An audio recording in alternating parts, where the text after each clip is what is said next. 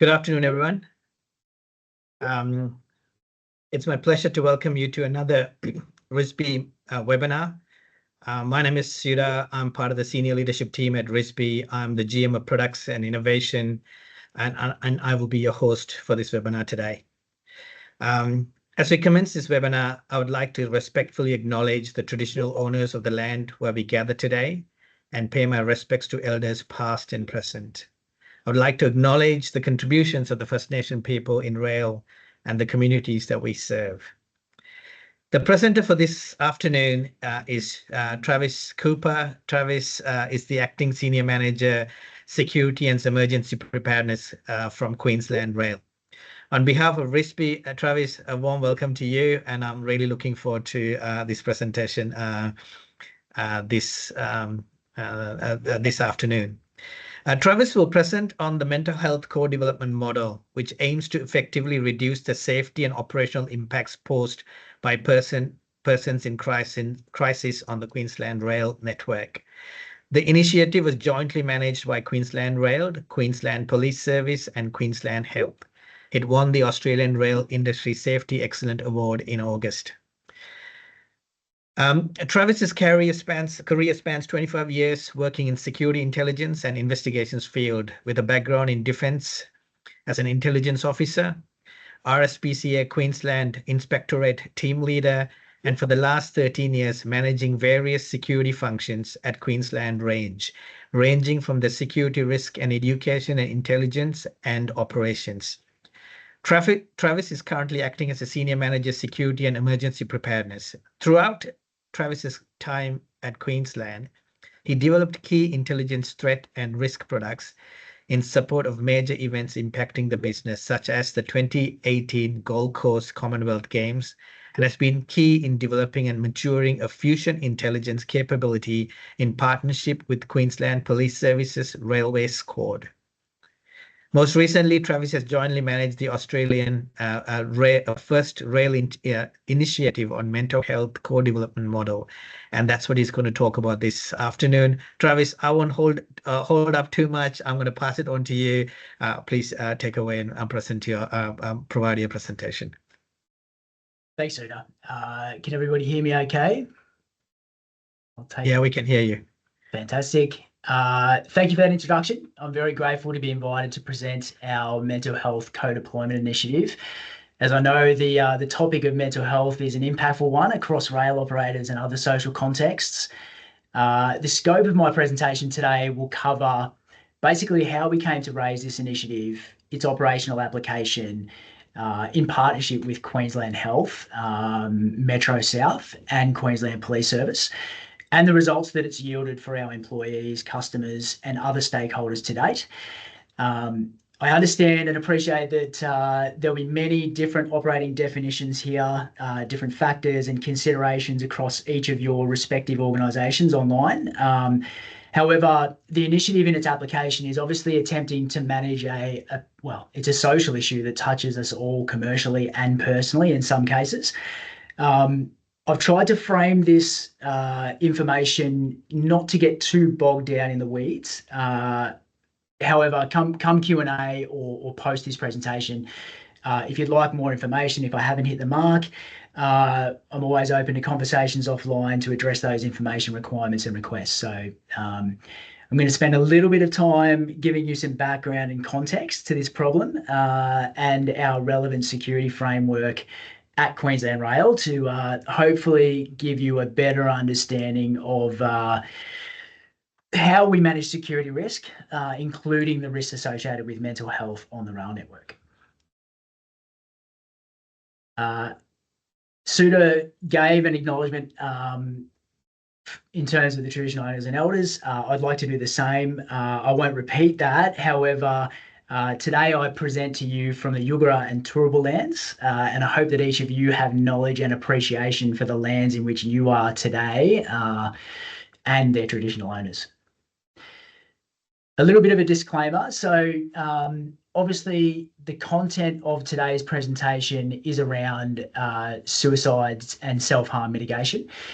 So I'm going to be talking about some broad themes, speaking specifically to suicide, suicidal ideologies, some of the, I guess, a little bit more detail around those topics, and understanding that those can be a trigger and create some psychosocial harm.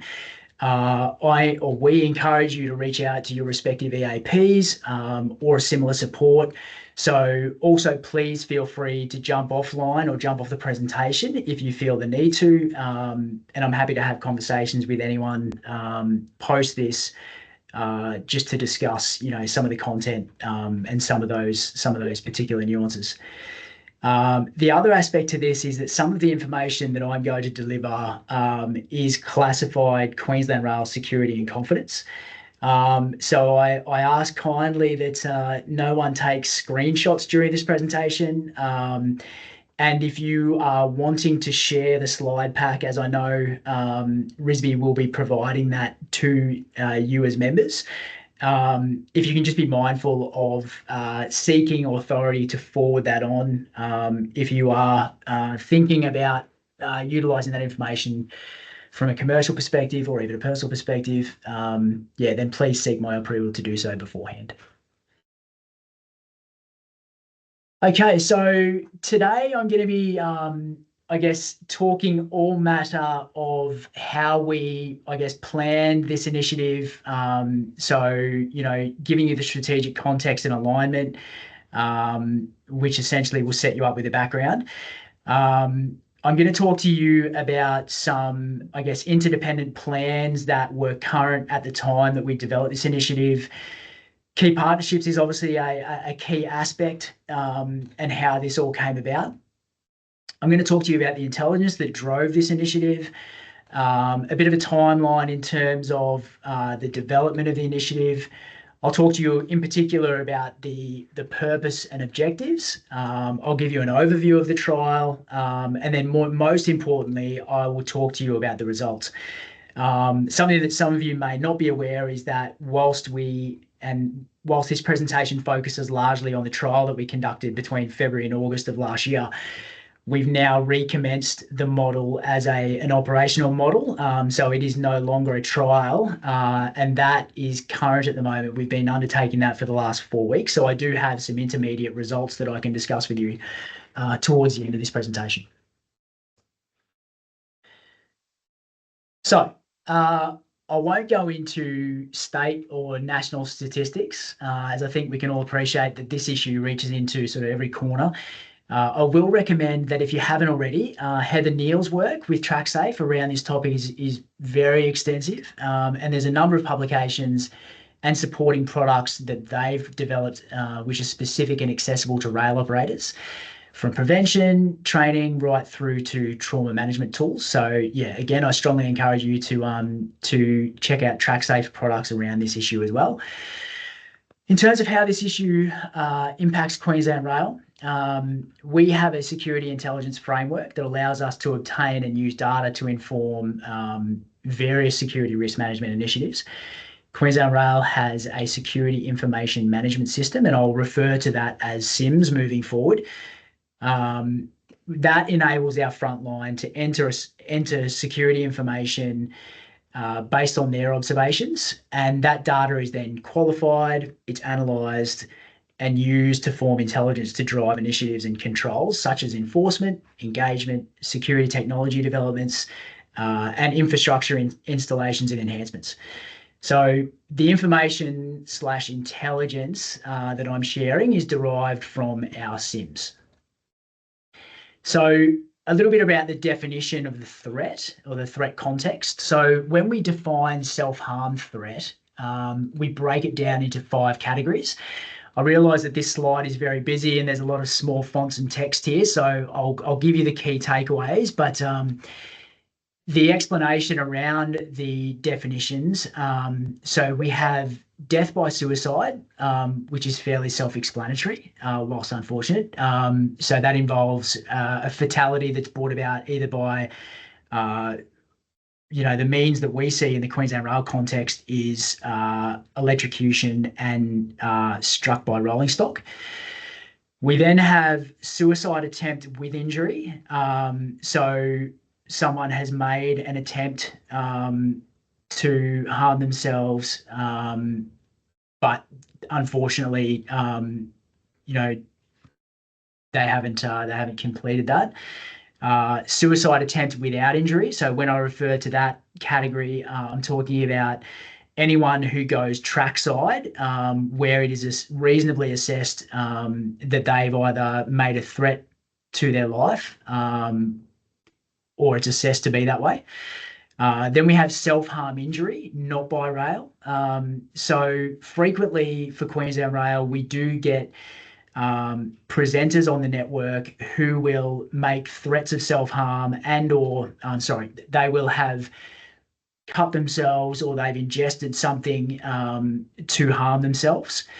And then the last category is threatened self-harm.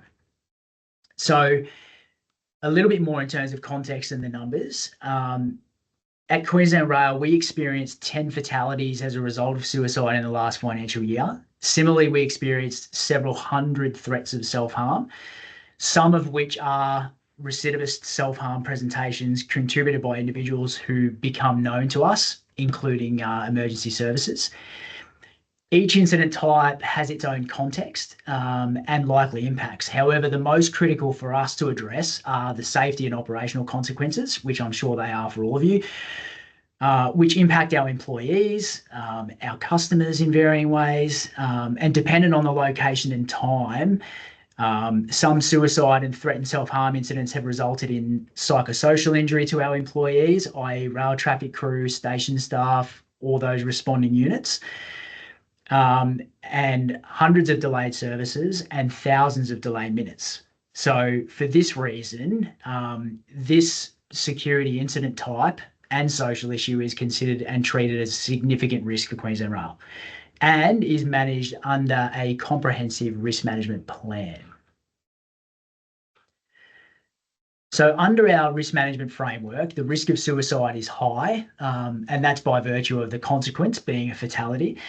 For well over a decade, we've developed and executed and refined a risk management plan. So that's the Suicide Self-Harm Prevention and Management Plan, which consists of 7 action areas, which are before you on the slide. Under each of those, we have a number of initiatives that range from existing controls that are extant or ongoing, initiatives that are in development, and definition around whether they are short, medium, or long-term. So to give you a little bit more of an idea of what they involve. So in terms of partnerships, obviously that's an important aspect to this plan. Relationships and the partnership that we maintain with QPS, with Queensland Mental Health and other government and non-government service providers. Obviously we leverage heavily in regards to our security risk management practices based on those partnerships.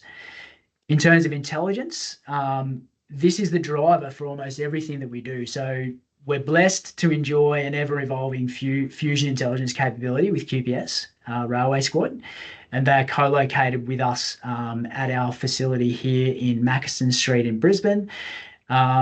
This was formed as part of our MOU with Queensland Police Railway Squad, and I know, depending on who's online, a lot of you are aware of that MOU and some of the fruits that brings us.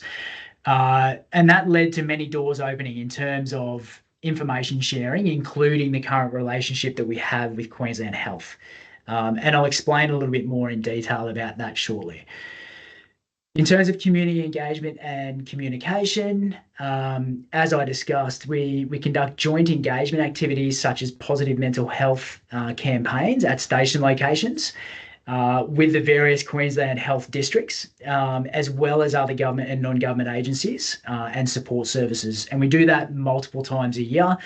And I'll discuss those in a little bit more detail. In terms of our training and detection, so we have our own self-harm recognition, intervention and awareness training, or we call that SHREA. It was developed and rolled out by our own security risk and education team to our frontline business functions. The training was developed on the back of a Black Dog TrackSafe approved product, and it was contextualised to Queensland Rail operations using best practice principles across both safety and mental health aspects. With regards to infrastructure and technology, we have an interdependent risk, that being corridor trespass. Obviously, trespass is a component of most suicide incidents that we have on the network. And as part of that, we have a number of initiatives around corridor fencing enhancements and hardening, work to further harden our CBD, or the core of our network. Impacts from major projects such as Cross River Rail, and some of the challenges that those bring. Trespass detection technologies, as well as security monitoring. And we've also got a new video management system that we are in the process of operationalising at the moment. And then moving to incident management and recovery, obviously it's not all about prevention. Given the operational, consequences of some of these incident types, recovery is equally as important. So, to minimise the impacts that we have on our customer and operations, we have an enhanced, incident management model at our Rail Management Centre. We have a police liaison officer that's present during select times, and we have KPIs on how we recover the network post-suicide incidents. We also benchmark heavily. Obviously, that's how we started. It's where we are now. And again, I want to thank RISB for the opportunity to present this, because hopefully you guys can steal shamelessly from the content of this presentation and this initiative. Digging further into the background, so several years ago, Queensland Government also established a suicide prevention roundtable, of which Queensland Rail was invited to contribute, and a state-level plan was developed. So that state-level plan is, as you see there, Every Life, the Queensland Suicide Prevention Plan, over a 10-year period. So under the Queensland Suicide Prevention Plan, Queensland Rail has a number of actions which align to those we define in our own prevention and management plan. The last initiative in particular, exploration of models to create a safer network, was partly responsible for leading us to where we are today.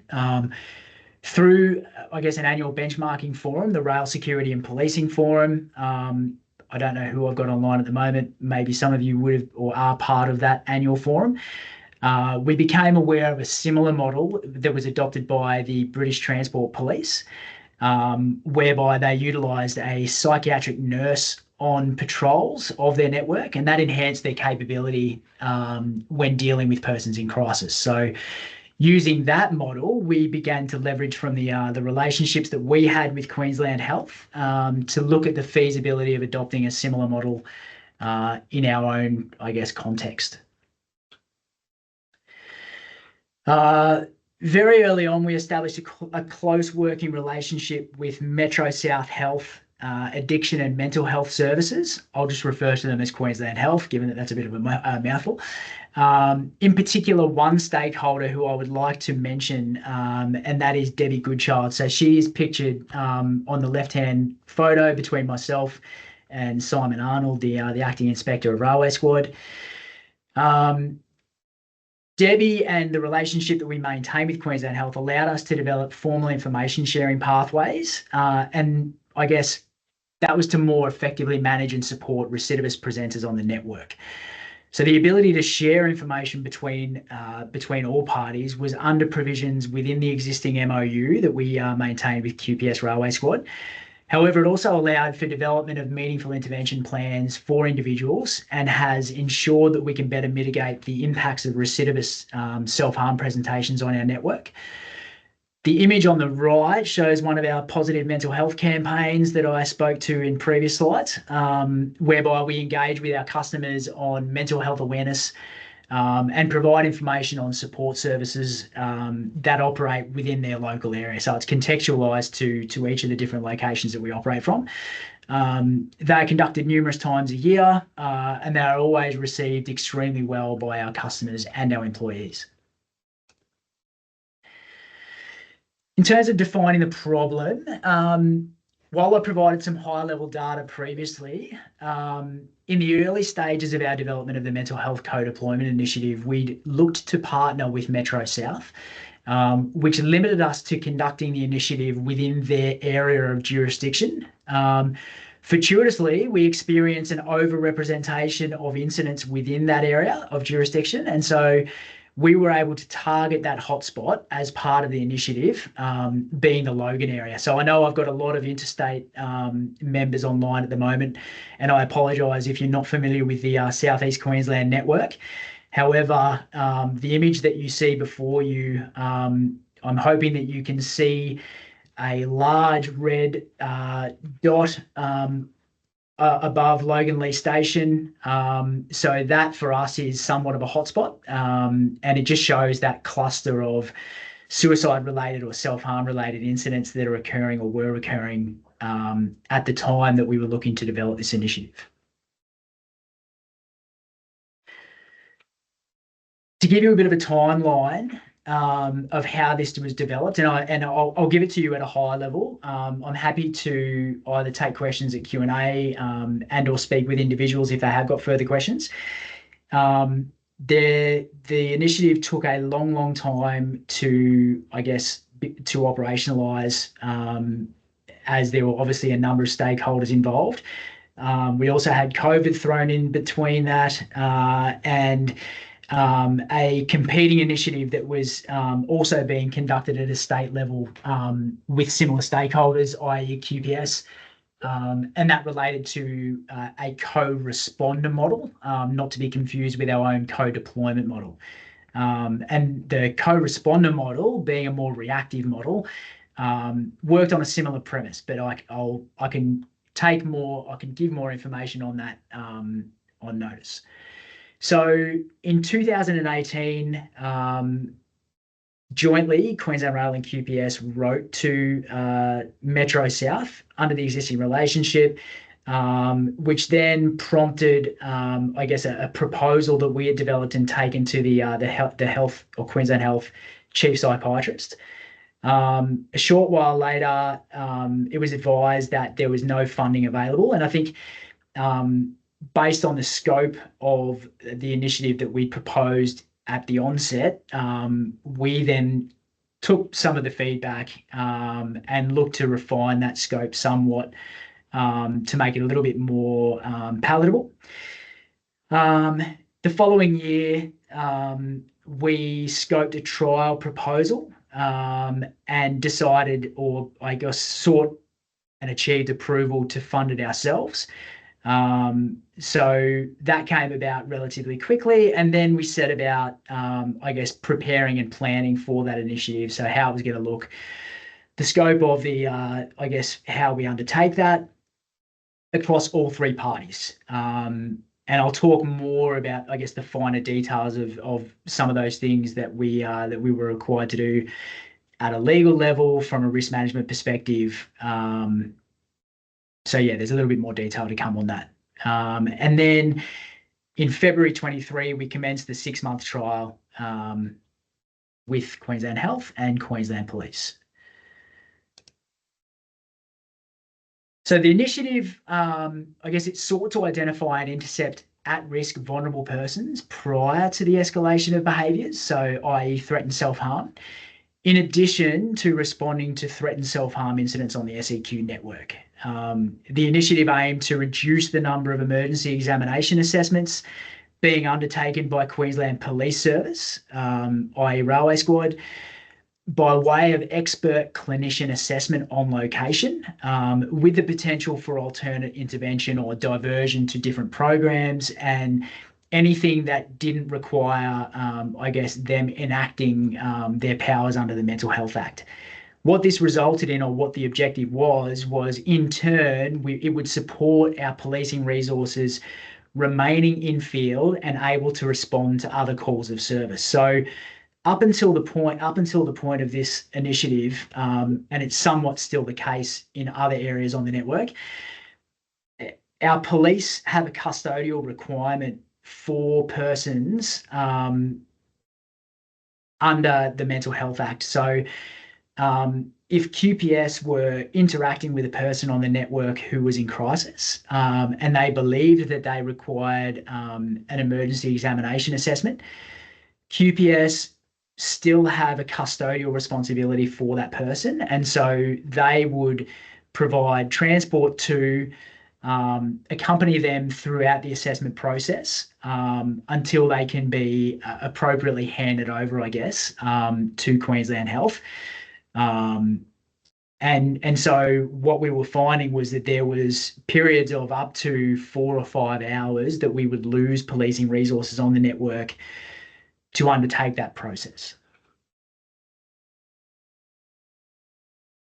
So to give you a little bit of an overview of the trial, some of the key elements in terms of formalising the model, we obviously had to undertake a risk assessment. I've labelled it a safety risk assessment. However, there were some other risks involved in that assessment. And then from that, we developed some joint SOPs. Obviously, there are a number of interdependent pieces of legislation, i.e. the Mental Health Act, the Human Rights Act, Police Powers Act, Transport Operations Passenger Transport Act, that we needed to consider and weave into those SOPs. And largely, each of the three parties, they still apply their own standard operating procedures. However, there are some nuances with how they operate when they are together on the network. We obviously utilise a Metro South clinician or a mental health clinician. And as part of the trial, given the limit to our budget, what we looked at was two shifts of 10 hours per week, which was 2 weekdays between 1400 and midnight. And alternating each week, the clinician would patrol with either QPS Railway Squad or our own authorised officers. I guess as a bit of a day in the life of the clinician, together with QPS or our authorised officers, would start their shift here at Mackinson Street in Brisbane. We would provide them an intelligence brief at the start of that shift. And then they would move onto the network, operate within their jurisdiction, conduct proactive engagement with our customers, and look to identify persons in crisis or vulnerable persons on the network. Another interdependent factor was, I guess, our security monitoring function at the Rail Management Centre. So they obviously had to be acutely aware of the resources on the ground, where they were at any one time, to ensure that if there were other incidents identified on the network, that they could deploy them as one of the resources that they had at hand. The overall cost of the trial was $51,000 from a budget of $75,000. And as I said, the budget was somewhat limited for the trial, which gave us a level of restraint. In terms of the qualitative outcomes or results, so without context, this might not mean too much, but essentially, against the objective of reducing the number of EEAs on the network, of the 45 interventions that we had with people of various states of crisis over the trial period, 75% that would have normally been referred to an emergency examination authority were given some form of alternate diversion or referral through the clinician. So, that in itself, when you look at that in terms of cumulative hours and resources on the network from a policing perspective, is a fantastic result, and something that was extremely pleasing for us. Obviously, there are a varying number of behaviours that were identified, and some of the other, I guess, subsidiary benefits was an increased level of training for our authorised officers and for QPS as well in terms of how they manage or deal with vulnerable persons on the network. So there were some sideline benefits to the pardon me, to the initiative that weren't necessarily identified as part of our objectives.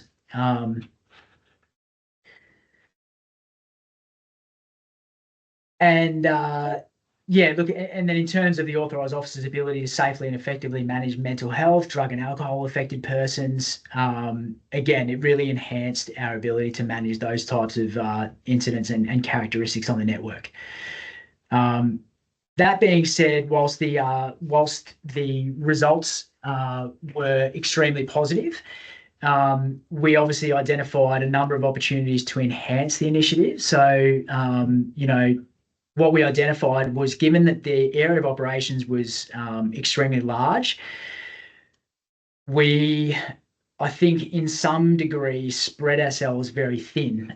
We obviously only had one resource to manage that considerable area of operations. So one of the things that we looked at in refining the model this time is just having the clinician focus on a very small area where we're seeing the largest cluster of activity, which we're already seeing some very good results yielded from that.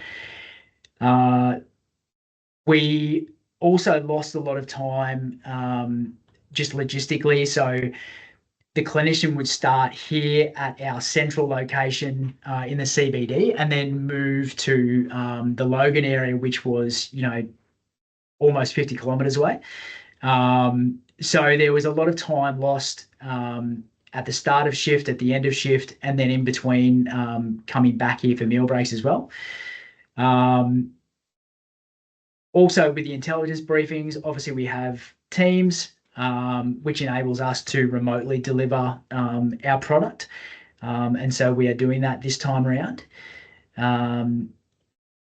And yeah, the other aspect was we would sometimes get incidents occur at locations that were in the vicinity of the boundaries of the area of jurisdiction for Metro South. However, under policy, we didn't have the provision to, expand those boundaries. And so there was a lot of missed opportunity for the clinician to respond to those incidents, even though they were extremely close to where they were operating.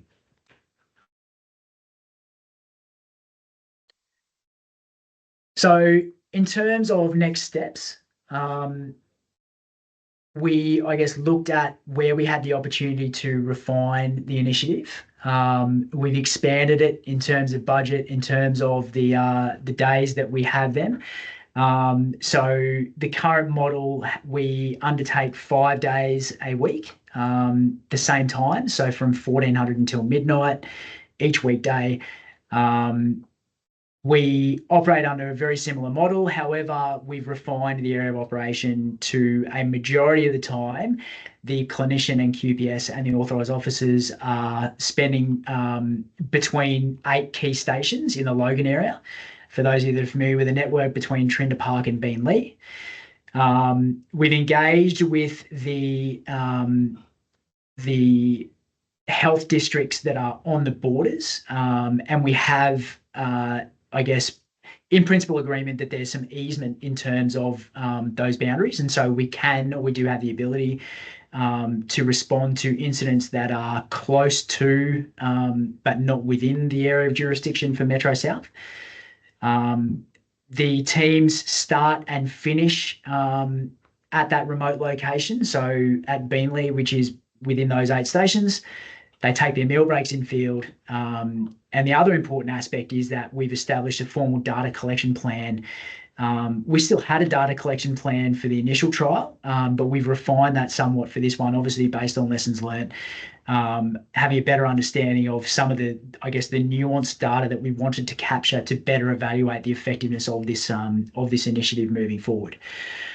Within the last 3 weeks, we've achieved 19 recorded interactions with persons, qualified as in crisis. Of those 19 interactions, only 3 have resulted in an EEA being enacted, or an emergency examination authority. And on 2 instances, QPS which initially intended to enact an EEA, the clinician was able to overturn that, I guess, that judgment call, which allowed for some alternate diversion. All of those incidents were recorded on the Beenleigh line, so within those 8 stations. And so all of this intermediate data is I guess, demonstrating and proving the effectiveness of the initiative moving forward. And I guess we're very excited to, as this thing matures, bring further positive data and evaluation to the forum. So yeah, more than happy to provide any information to any of the members for this initiative moving forward. So that brings my presentation to an end. I guess I'll hand back to our host and hopefully try not to get too bamboozled with any tricky questions. Thanks, Travis. Look, fantastic. First of all, I want to congratulate your team and all those involved in working on this initiative. It's a really important topic of conversation, and the work that you have done is fantastic. So I just want to congratulate you, and also thank you for taking the time to come and share the work that you guys are doing with the rest of the industry, and that's a really huge point as well. And secondly, I want to say, continue, as you also mentioned shortly, TrackSafe continues to do a lot of work in this space to highlight this critical issue, and I just want to also mention that to the rest of the group here, that they do a lot of work in this space through various additional initiatives. So please jump onto the TrackSafe website to kind of follow that up, or even reach out to people at TrackSafe so they can continue to support your organization in similar work. I want to start with a couple of questions as people are taking their time to write their questions. I want to check a couple of questions across you.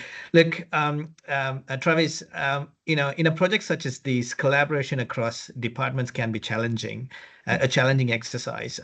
What are some of those challenges early on in the piece that you faced, and kind of how did you overcome them in sort of getting the people involved in the right level, and what were the good things that happened for you to make this work? Yeah, great question, Sudha. Look, I would like to think that we were lucky enough to be able to demonstrate, I guess, a risk-based picture in terms of, the level of risk that it posed to the business across each of those aspects that I mentioned. So, we obviously maintained a qualitative picture as well as a quantitative picture.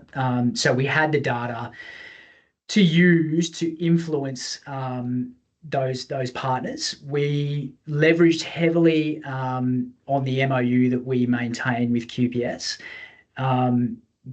But look, it comes down to relationships and forming those strong bonds, those commercial bonds with particular partners, and really not taking advantage of those, but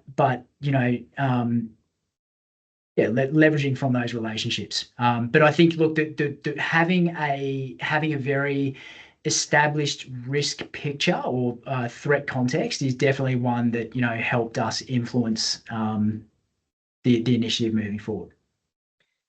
Thanks, Travis. You also mentioned the sort of a baseline context of an MOU between Queensland Police and Queensland Rail. Mm-hmm. How significant is that? I'm not quite sure. Again, I'm treading into areas I'm not sure if every jurisdiction have that kind of MOU in place. They may not. I'm not quite sure.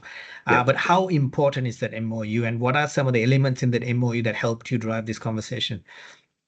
Yeah, look, we're extremely blessed to have the relationship that we do and the formal partnership under the MOU with Railway Squad.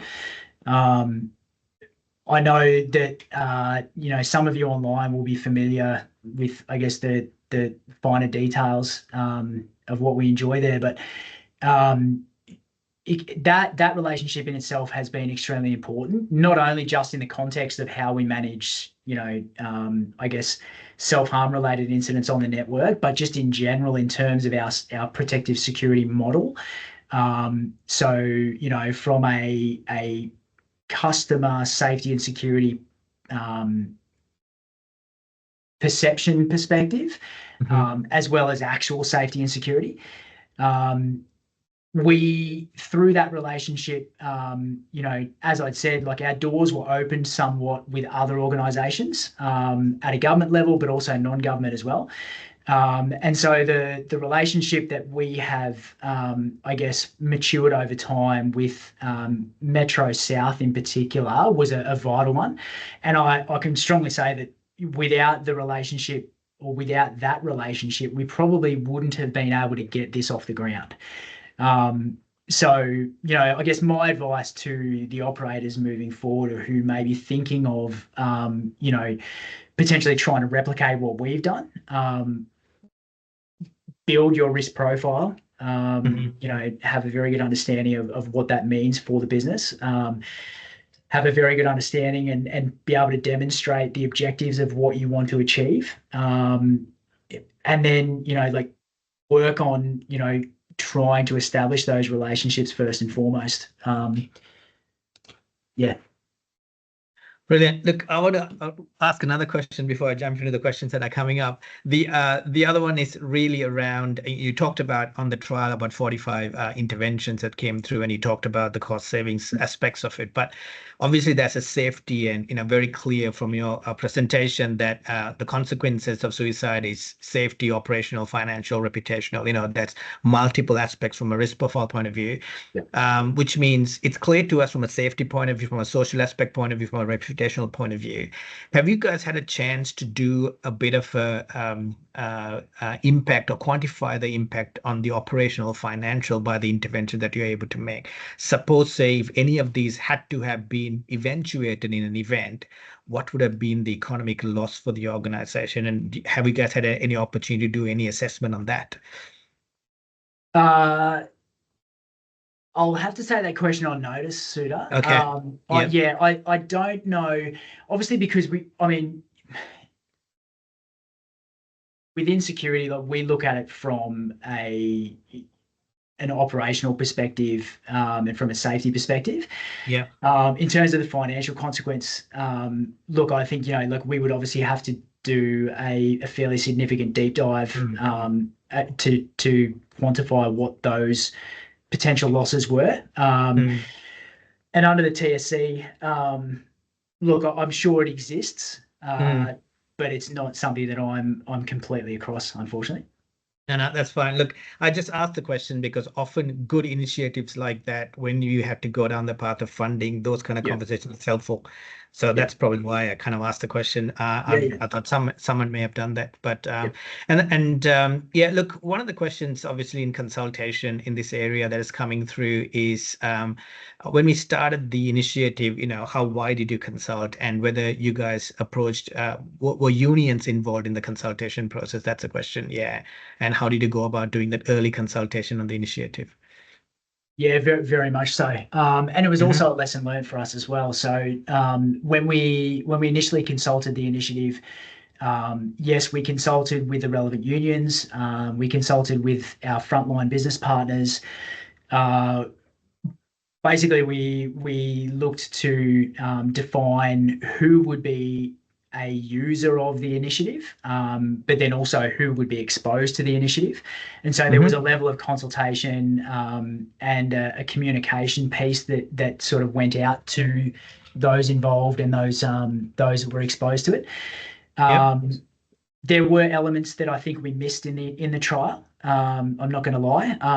And so we obviously reflected on that and made sure that with this operationalizing it now, we focus very much, even further on the communication piece in the lead up to operationalizing the initiative. So for that reason, it's been very successful so far. Brilliant. Thank you. The next question, Travis, is around the hotspot activity, and you talked about selecting a couple of days a week, 4 to 5 days a week, to kind of engage. How do you come about selecting those times and hours? And was weekdays considered as part of the weekends considered as part of the evaluation? Yeah. So per what I've provided in the slides, I probably didn't talk to it as much, but obviously the intelligence drove the when we did the assessment, the initiative, pardon me. So the intelligence was telling us that, you know, our higher frequency days and times were actually on a Thursday, Friday. And then as we were, because obviously we're looking at the intelligence and refining that on a daily. When we got probably about halfway through the initiative, we did an intermediate sort of deep dive, and the intelligence changed. So we therefore changed our shifts to accommodate for what the intelligence was telling us. Okay. Look, thank you. The questions are coming thick and fast. So the next one, Travis, is around exploration into upskilling and training of rail police in the competencies of clinical nurse. That was key for identifying whether a customer required a judicial intervention. I guess the question is around, I know you had clinicians separately sitting there, whether there were conversation around upskilling the police for those activities. Yeah, so QPS receive some additional training as part of their own professional development around, you know, the Mental Health Act and their police powers as it relates to the Mental Health Act. They receive training around how to deal with vulnerable persons, which involves obviously, you know, the mental health aspect, but other vulnerable, I guess, categorization of persons. The clinicians themselves, obviously their line of work, that discipline and their qualifications are completely different to that of QPS, who have an enforcement focus. So theirs is obviously around psychology and psychiatry. And so, yeah, look, I don't think practically QPS would be able to, you know, get themselves upskilled to a level where they were proficient enough to be able to provide the support and referral that the clinician does.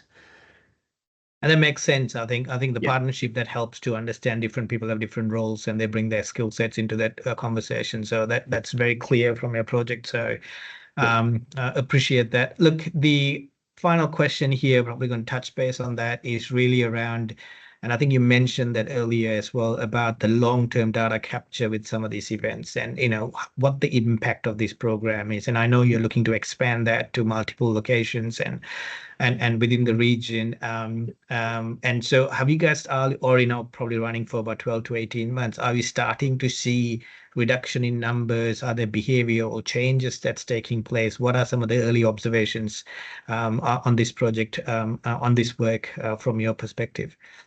Yeah, good question. So some of the early assessments that we're making are around how this initiative is impacting, in particular, our recidivist presenters on the network in that particular area of operation.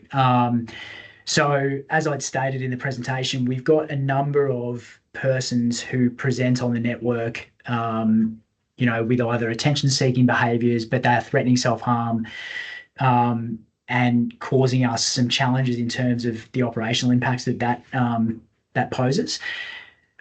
What we're seeing is a reduction in those, I guess, the frequency of those repeat presentations. And based on the fact that we can, you know, I guess, qualify the interactions that the clinician and our enforcement resources are having with those particular people, you know, we can reasonably assess that the initiative itself is having that impact. That's really good question. And you're right. I think some of those initial findings, and it is a long-term data collection to understand the behavioral changes. It doesn't happen overnight. So it'll probably take a bit of time to get those data. And I wonder as well, some of the other stuff is that, are there over time people starting to know that help is available in certain locations? And, and that's an interesting thing to sort of observe as well, when people start to know that there's help available and reaching out to those kind of areas will be interesting to see. So, so look, thank you again. I think that's pretty much the questions we have got here. One final stuff I want to ask, a question I just want to ask is, I know this is a great project that is in Queensland. Are you guys starting to have any conversation from other jurisdictions to sort of explore the work, either through TrackSafe or even directly working with you? Are there sort of signs of that flowing into other jurisdictions, or what's happening in that space from your perspective? Yeah, no, so we are, Sudha. We've had interest from interstate, and it's something that so as I mentioned, we have an annual security and policing forum, and one of the early ones that we had was, I guess, how we sort of came about trying to develop this for ourselves based on the British Transport Police model. So I do know that one of the states is looking to potentially, leverage from what we are doing. And as I said, obviously we each have different operating contexts, different legislative responsibilities and requirements. But look, I'm hoping that my rhetoric was that, look, we're open for anyone to steal shamelessly from us, and we offer our support to anyone who wants to do a similar thing. So more than happy to share that information. Thanks, Travis. Look, really appreciate you taking the time to come. I just want to open out to let everyone know as part of this conversation. Travis, I'm assuming that they can reach out to you and continue the conversation, and even have very specific discussion on how to work out some technical side of stuff. The conversation, you guys are probably more than happy to support any questions from that perspective ongoing after this presentation. So look, fantastic initiative. Really want to thank you for your organization, your team, to keep mental health that's in the forefront of the conversation. It is an important work that you guys are doing. So I'd really want to thank you for coming and sharing with RISP and the wider rail industry on the work that you're doing. So thank you so much for that. In closing, just want to highlight, we continue to have webinars that we talk about important stuff that happens in the industry, and to highlight key initiatives across the board. Look, if you'd like to have more further questions on this particular project, more than happy to reach out on info@risp.com, and we will link you up with Travis. And the next webinar is scheduled for 15th of October, and that will be on the topic of global benchmark DAS insights. Decarbonization is a priority for the global rail industry. Driving advice systems are recognized as an established tool to help rail operators achieve their emission targets and fuel efficiency.